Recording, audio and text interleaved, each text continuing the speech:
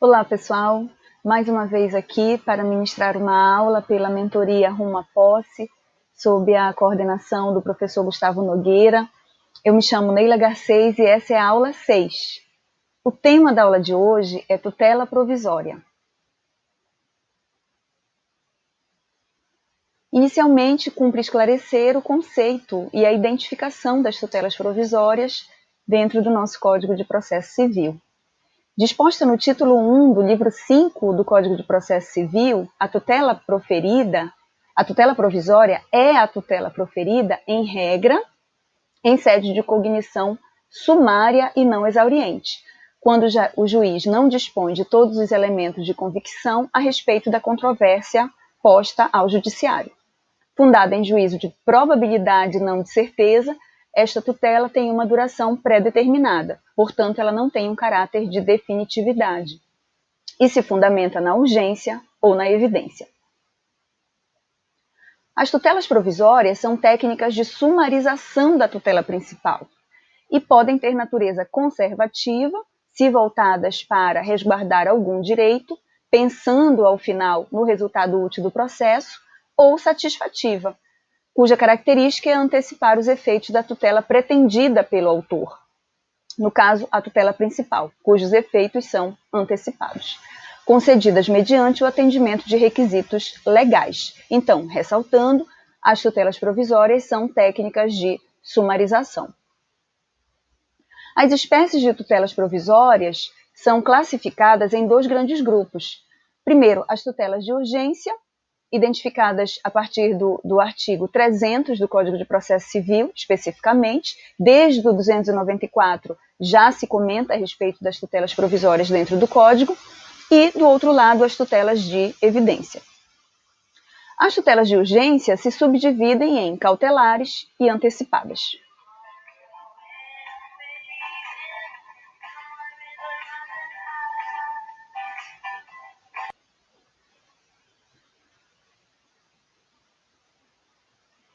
As tutelas de urgência, como já dito, podem ser cautelares e antecipadas.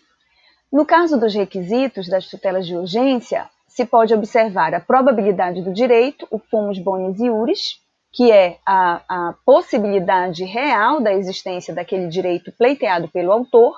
O perigo de dano é outro requisito, ou o risco ao resultado útil do processo, que é tecnicamente conhecido como periculum in mora, e também a ausência de perigo de irreversibilidade. Então, o que se destaca aqui é que, diante da possibilidade de concessão das tutelas provisórias, precisa existir a possibilidade da irreversibilidade, porque, em sendo irreversível, em tese, não haverá como conceder a tutela provisória. E ressaltando que elas podem ser pleiteadas a qualquer tempo, desde que não tenha havido trânsito em julgado da decisão. Inclusive, até em sede de sentença, elas podem ser concedidas também. Avançando, inicialmente vamos falar das tutelas de urgência cautelares. A tutela cautelar ela é destinada a assegurar o futuro resultado útil do processo, diante de uma situação de perigo que põe em risco a efetividade desse processo. A tutela cautelar ela garante para satisfazer, tendo em vista que ela tem caráter conservativo. Um exemplo disso é uma medida para acautelar bens que estejam sendo dilapidados pelo devedor. No caso de um contexto, de o credor perceber que essa atitude do devedor poderá ser capaz de não permitir que o processo, o pedido estabelecido, enfim, identificado no processo, possa ser atendido pelo judiciário, tendo em vista poder se deparar com a ausência de bens por parte do devedor, que já se desfez de todos eles antes do fim do processo.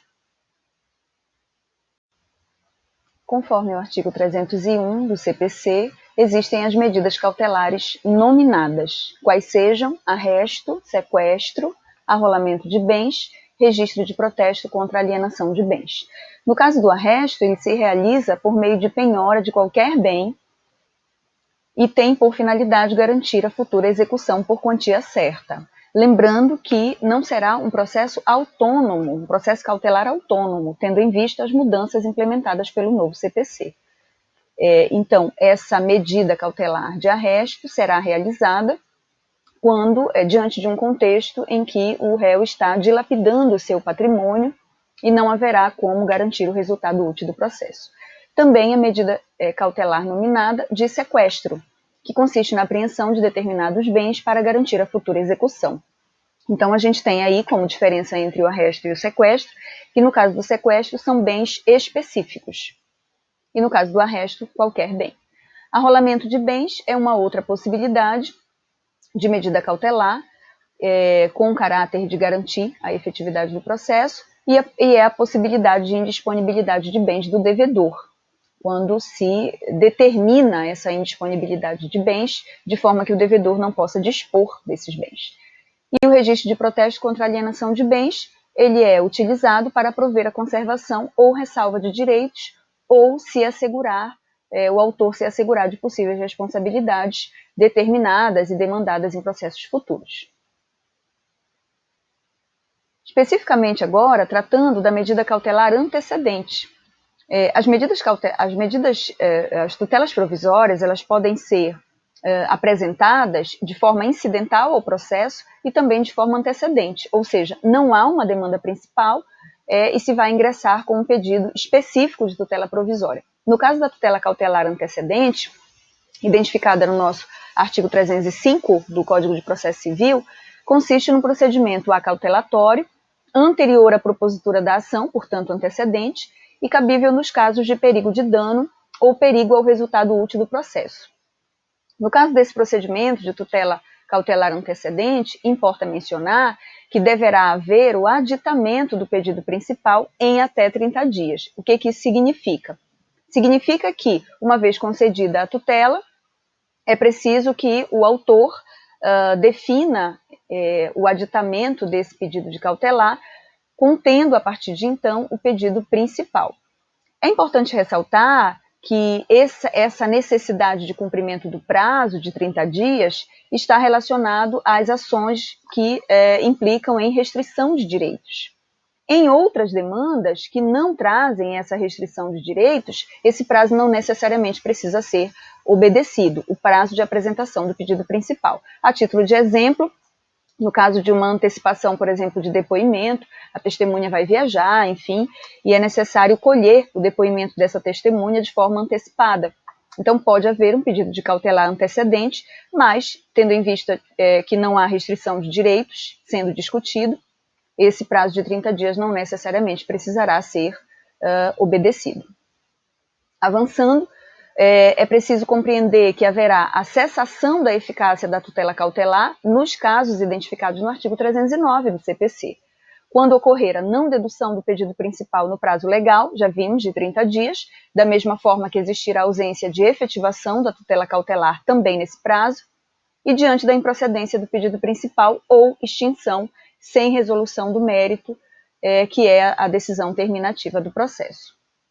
No que se refere ao procedimento da tutela cautelar antecedente, é importante mencionar que pode haver uma audiência de justificação, no caso de o juiz não sentir o suficiente a apresentação e a análise apenas dos documentos, então ele chama a parte para esclarecer esse pedido de tutela cautelar antecedente. No caso de indeferimento do pedido da cautelar, o réu será chamado a contestar no prazo de 5 dias. É importante mencionar que pode haver, depois, a apresentação do pedido principal, independente dessa cautelar antecedente, desde que não tenha havido a decretação da prescrição ou da decadência.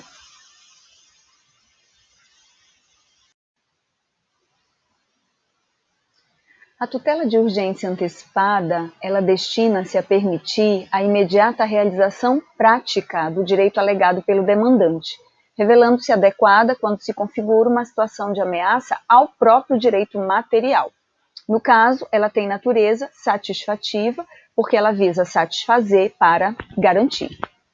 A título de exemplo, é uma medida que retira o nome do autor de um serviço restritivo de crédito. Esse pode se configurar no pedido principal e já ser antecipado no caso do pedido de tutela de urgência antecipada. Ela tem ligação forte com a tutela principal, então a tutela inicial, que é antecipada, se relaciona intimamente com a tutela principal, e ela tem um caráter de satisfatividade, como já se mencionou. Também há a modalidade de tutela antecipada antecedente, da mesma forma como acontece com a cautelar antecedente. Nos casos de maior urgência, contemporânea à propositura da ação, o autor pode, antes de propor a ação, fazer o requerimento de tutela antecipada antecedente. Haverá um procedimento interessante aí, que é no caso da necessidade de aditamento da inicial, contendo agora o pedido principal, em 15 dias, caso a tutela antecipada antecedente seja deferida. E haverá a necessidade do aditamento em 5 dias, no caso de a tutela antecipada antecedente for indeferida. Avançando. Há o procedimento específico também da tutela antecipada antecedente. Para atacar a decisão que concedeu a tutela antecipada antecedente, o réu poderá se valer de agravo de instrumento no prazo de 5 dias, conforme identificado no artigo 1015-1 do Código de Processo Civil. Caso não faça, haverá o que se chama de estabilização da tutela antecedente, que é quando ela passa a surtir todos os seus efeitos, conforme o artigo 304 do CPC. Poderá haver a revisão desse pedido de tutela antecipada, antecedente, como se identifica no artigo 305, parágrafo 5º do CPC, nesse caso no prazo de até 2 anos, e vale lembrar, por se tratar de procedimento sumário, por se tratar de decisão com um tempo determinado, enfim, em caráter provisório, não se fala de coisa julgada material, portanto, não caberá a ação rescisória no caso de uma tentativa de alterar o teor que diz respeito a essa tutela antecipada antecedente. Avançando, qualquer espécie de tutela provisória pode ser requerida de forma incidental, ou seja, durante a tramitação do processo, qualquer pedido de tutela provisória, seja tutela provisória cautelar ou antecedente, podem ser solicitadas de forma incidental, até mesmo a tutela de evidência que veremos a seguir. Basta a apresentação do pedido como tópico da petição inicial ou a petição fundamentada pleiteando essa concessão. A efetivação da tutela provisória observará as normas referentes ao cumprimento de sentença, conforme identificado no artigo 297, parágrafo único do CPC. Cabem algumas ponderações interessantes aqui. Em primeiro lugar, precisa haver o efeito da reversibilidade para que a tutela de urgência seja concedida. É importante mencionar que esta é a regra. Naturalmente que existem casos em que haverá a concessão da tutela de urgência e o caráter será da definitividade, como no caso de um pedido, por exemplo, de cirurgia. Há urgência, há o perigo da demora, então essa cirurgia vai ser deferida, a tutela será deferida, então nesse caso não haverá como se falar em reversibilidade, mas a regra de fato são os efeitos reversíveis. A possibilidade de concessão de ofício da tutela de urgência, então mesmo diante da não solicitação do demandante, pode o juiz conceder, e isso tem a ver com o poder geral de cautela, que resguarda a atuação do judiciário, e a possibilidade de prestar caução também existe, uma possibilidade ou não, conforme, claro, se pondere as condições materiais do sujeito para que preste essa caução. Vale mencionar que no que se refere à responsabilidade do autor da demanda, essa responsabilidade tem caráter objetivo, ou seja, uma vez satisfeita essa tutela antecipada, uma vez concedida, e o autor se aproveitando dos benefícios dessa concessão, no caso de se identificar a inadequação desse pedido e dessa decisão, o autor deve suportar o ônus. Ressaltando, então, diante do aproveitamento por parte do autor dos benefícios decorrentes da concessão da tutela provisória, ele deverá, no caso de inadequação desses benefícios, enfim, dessa concessão, ele deverá responder pelos danos causados ao réu. Essa é a responsabilidade objetiva nas tutelas de urgência. Avançando. Existem algumas questões relevantes que são as seguintes. Atendidos os requisitos, a tutela deverá ser concedida. Então, não poderá o juiz se abster ou negar essa concessão. tendo em vista que passa a ser uma atitude obrigatória do juiz a concessão da tutela diante do atendimento dos requisitos.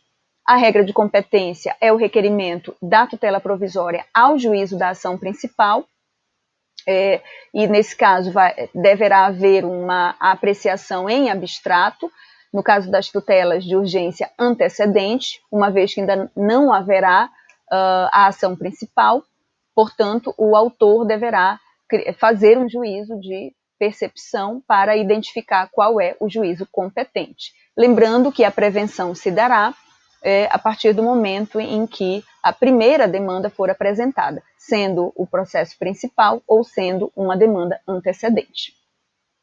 Também é importante ressaltar a fungibilidade das tutelas de urgência.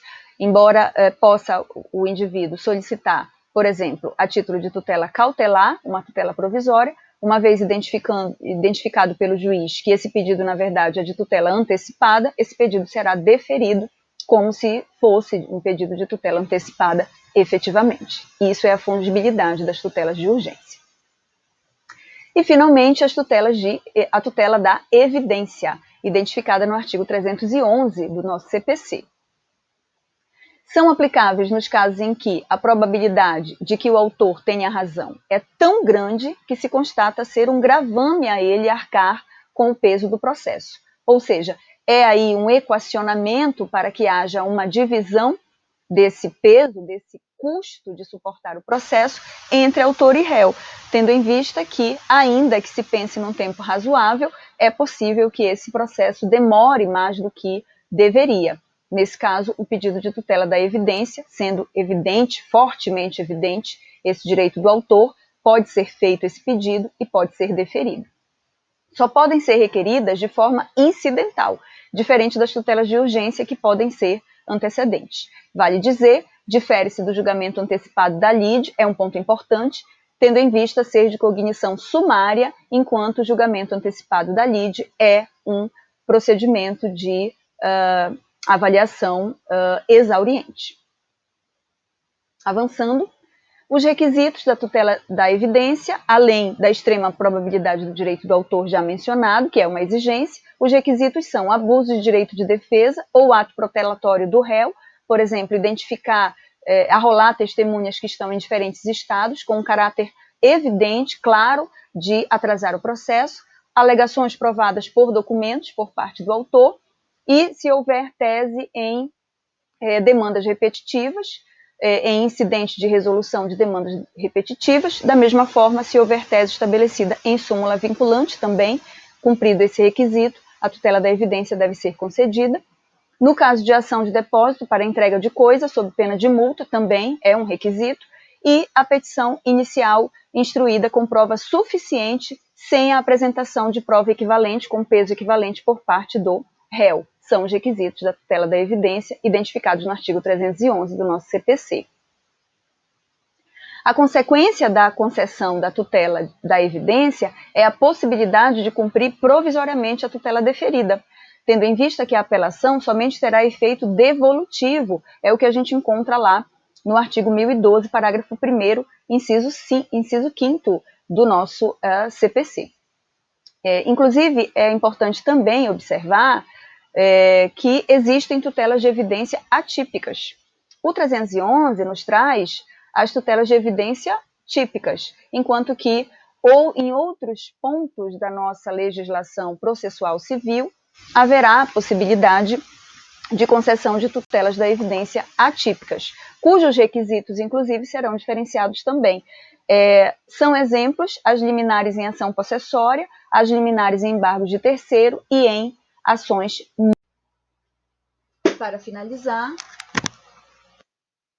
finalizar, acrescenta-se como exemplo de tutela da evidência atípica a concessão da tutela no caso de liminares em ação monitória.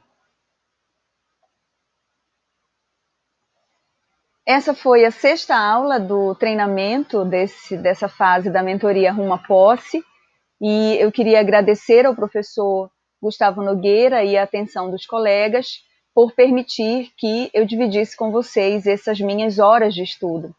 Foi um grande desafio, mas foi também muito prazeroso realizar esse trabalho e aprimorar os meus conhecimentos em cada uma das matérias estudadas e ministradas nessas aulas aqui.